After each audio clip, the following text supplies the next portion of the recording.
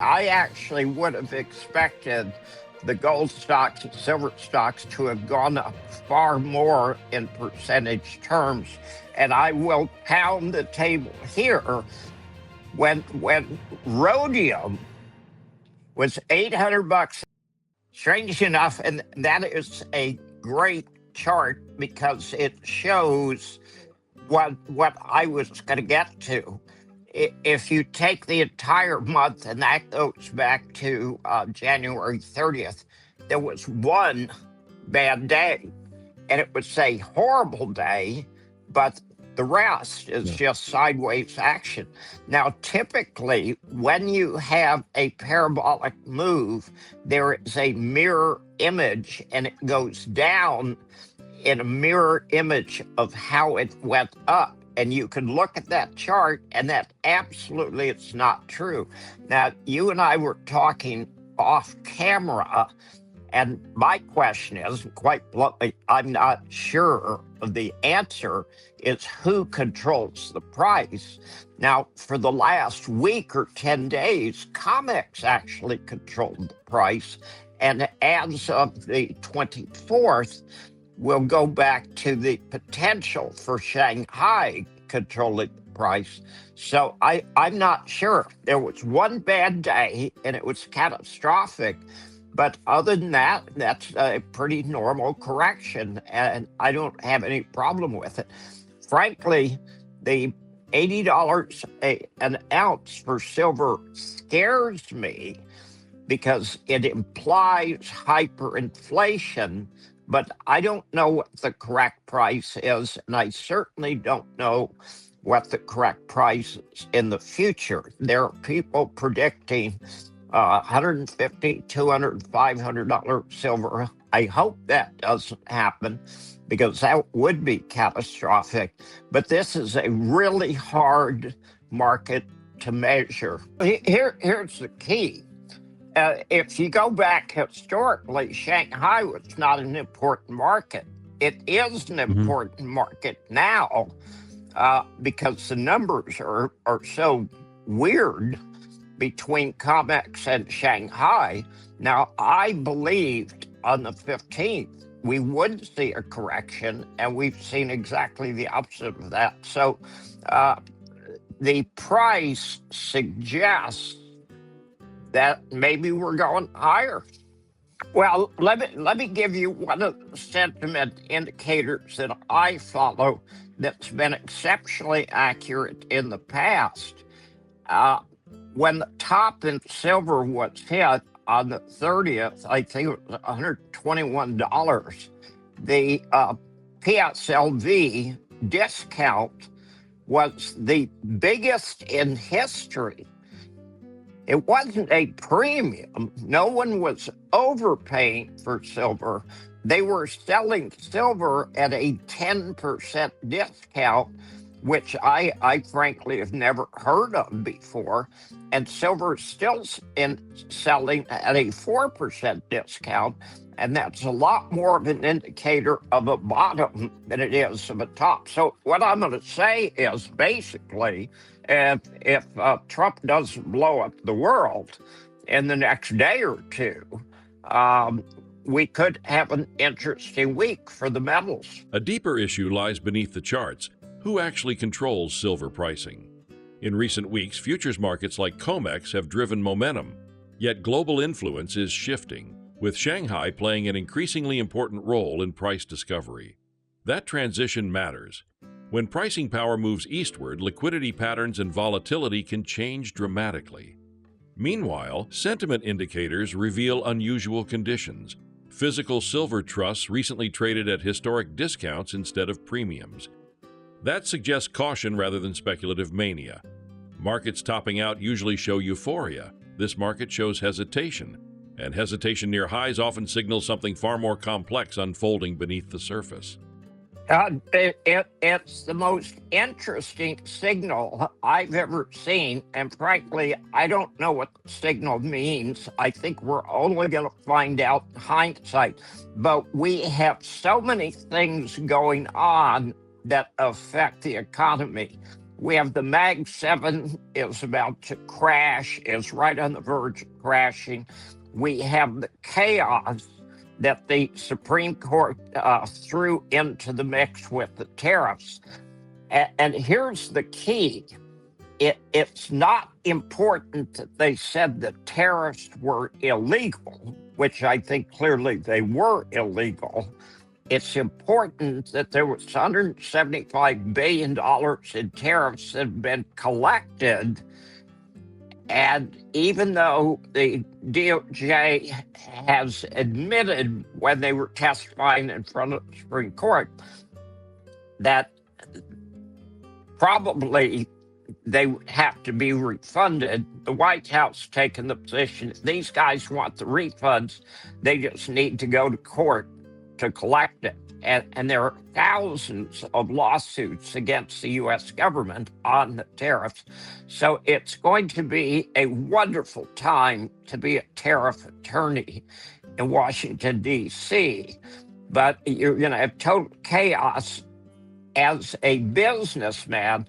If you paid hundreds of thousands or millions of dollars in tariffs, how do you account for that?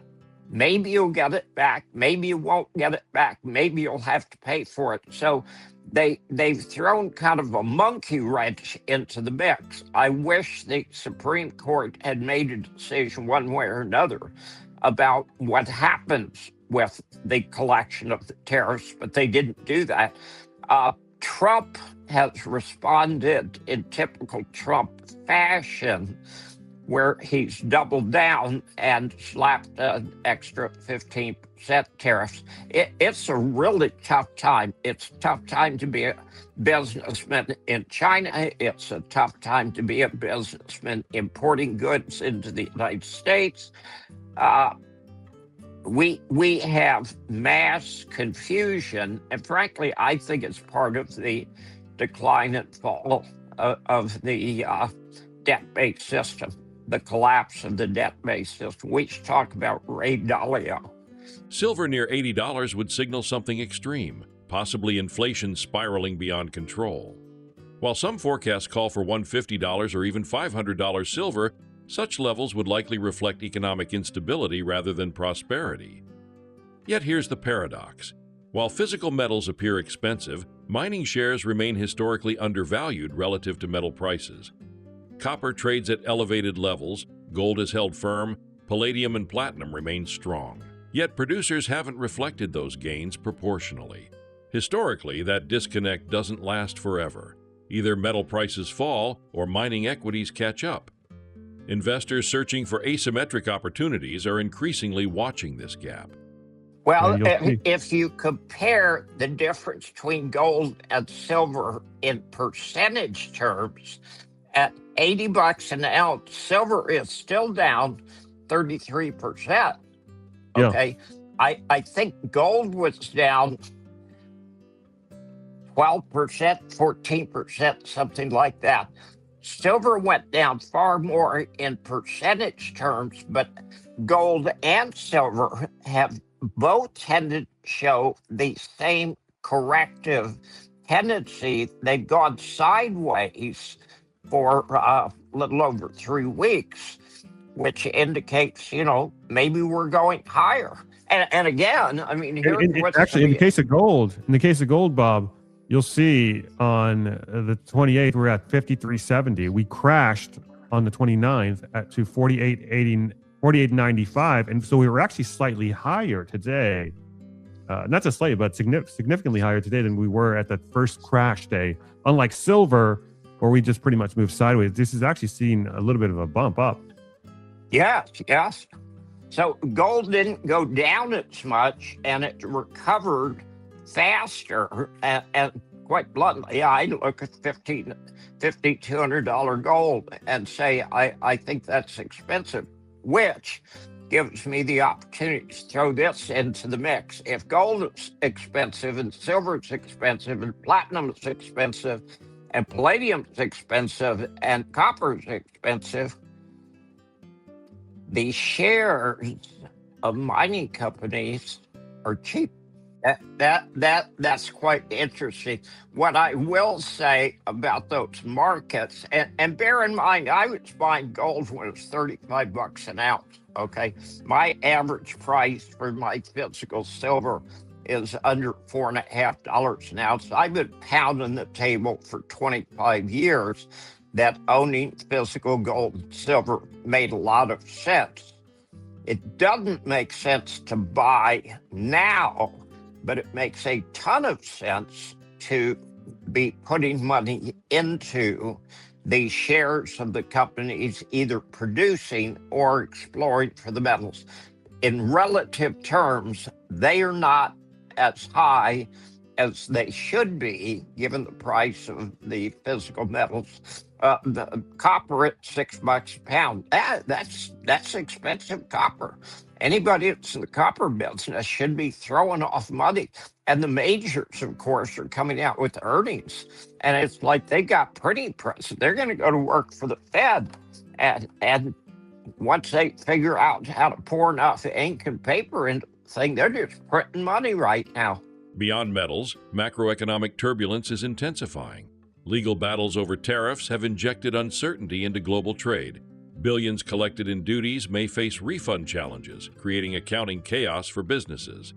Policy reversals and sudden tariff escalations add another layer of instability. For importers and exporters, planning has become nearly impossible. When companies cannot predict costs, investment slows. When investment slows, growth weakens. Financial markets feel that pressure. Add in volatility among major technology stocks and concerns about liquidity, and the broader system begins to look fragile. Economic confidence depends on stability, and stability is in short supply. I actually would have expected the gold stocks and silver stocks to have gone up far more in percentage terms.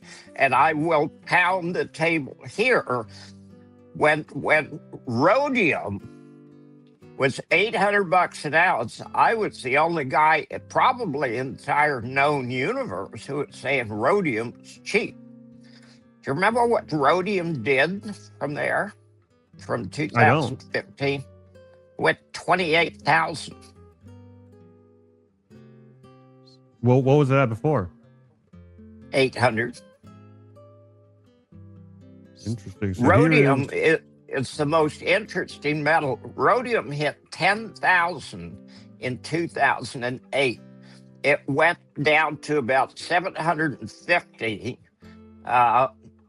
after 2011, and then it shot up to 28,000 in I think 2021, 2022. So the percentage move in rhodium is higher than any metal that I've ever heard of. But I am a big advocate of buying things when they're cheap and selling them when they're dear. The metals across the board are expensive today, but the gold shares, silver shares across the board are cheaper in relative terms than they've ever been in history. This is going to be a generational opportunity to create wealth. Geopolitical instability is adding fuel to market anxiety. Mexico, a crucial U.S. trade partner, faces growing security challenges tied to cartel violence. Disruptions there could ripple through supply chains, impacting automobiles, agriculture, and potentially mining operations. While not yet a direct shock to precious metals, instability in a major trading partner introduces risk. Global markets operate on trust and continuity. When those weaken, capital flows toward perceived safety, often gold and silver. These aren't isolated incidents, they're interconnected pressures building simultaneously across economic and geopolitical fronts. Well, Vizsla, obviously, they got hit big time. They had 10 people kidnapped, and I think half of them they found bodies from. We're at a very scary time in Mexico, and very few Americans know this. Mexico and Canada are big trading partners of the United States. This killing of this drug boss, first of all, is not going to change anything in the drug business whatsoever. The concept of the drug business is going to change as one guy gets whacked is absolutely absurd.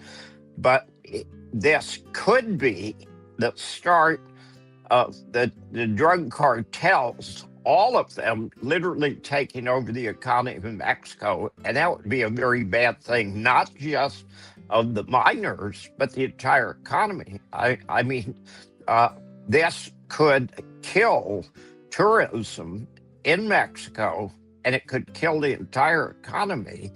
And the idea that the cartels could control an entire country, you'd have to go back to Colombia 20 years ago to see how much chaos that creates. So, you know, I'm not saying that the police did anything wrong whatsoever, but that's a exceptionally chaotic situation right now that's going to be dreadful for the Mexican economy, and there will be a knock-on effect into the U.S. economy, because we get a lot of fruits, a lot of vegetables, a lot of automobiles, a lot of automobile parts from Mexico.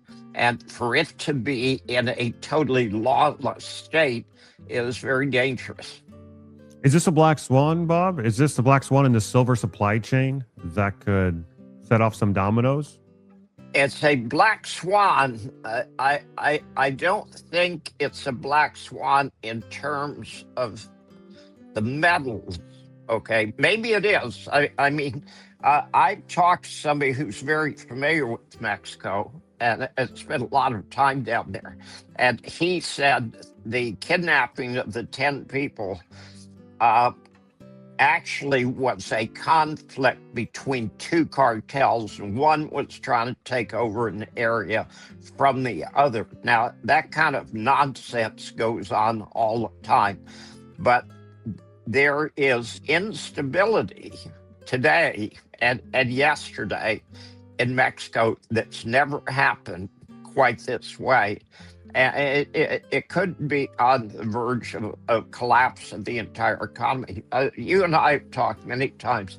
I believe the debt-based system of the West is collapsing. I think the economy of the United States is collapsing. Ray Dalio just came out last week, and he said that what Rubio said at the Munich Security Conference was stage 6. And once you hit stage 6, the collapse happens far faster than anybody realized. So right now, he's calling for a collapse. Martin Armstrong's calling for a collapse. I'm calling for a collapse. There are so many signals, the signals of the repo market, liquidity, the signals of gold and silver. Gold and silver should be correcting, and they're actually inching higher. So we live in a precarious time, and quite bluntly, an attack on Iran now, that would be the black swan of all black swans. No, it's not narrative, okay? It's very real, okay? We are in exceptionally chaotic times, and we have so many tiny black swans. The price of gold and silver is moving up because of de-dollarization, because Donald Trump has told the rest of the world you can no longer trust the United States dollar as an honest instrument. One of the things that I'm very fond of saying is that if you want to invest, you need to understand 100% of fiat systems have ended up collapsing, and all debt gets paid. It gets paid either by the borrower or it gets paid by the lender. We are going into an exceptionally precarious time, and lots of little things. The thing in Mexico, the Supreme Court decision, some guy down in Miami trying to get into Trump's estate. There's bad things happening, and sooner or later, as Ray Dalio says, we will have a sudden collapse. Wow. Well, Bob, let's go ahead and put a pin in it right there. Unless there's anything else you'd like to talk about, we can take it home. I don't think so. I think that's good. This is going to be a week for the record books. I will state absolutely categorically, as the guy who spent 2 years in combat, if we attack Iran, it will be the end of the American empire. And I can't say we're going to, and I can't say we're not going to. It's the dumbest thing the United States has ever considered doing it. And obviously, it will change everything. Zooming out, many analysts warn the modern debt-based financial system is under strain. De-dollarization trends are accelerating. Central banks continue accumulating gold. Liquidity signals flash caution. Historically, fiat systems face cycles of expansion and correction and sometimes collapse. Markets today reflect tension, not resolution. Gold and silver inch higher despite expectations of pullbacks. That divergence may be telling. Whether through inflation, currency debasement, or geopolitical conflict, the next phase could arrive quickly. Investors are navigating one of the most complex environments in decades, and the coming weeks may prove pivotal.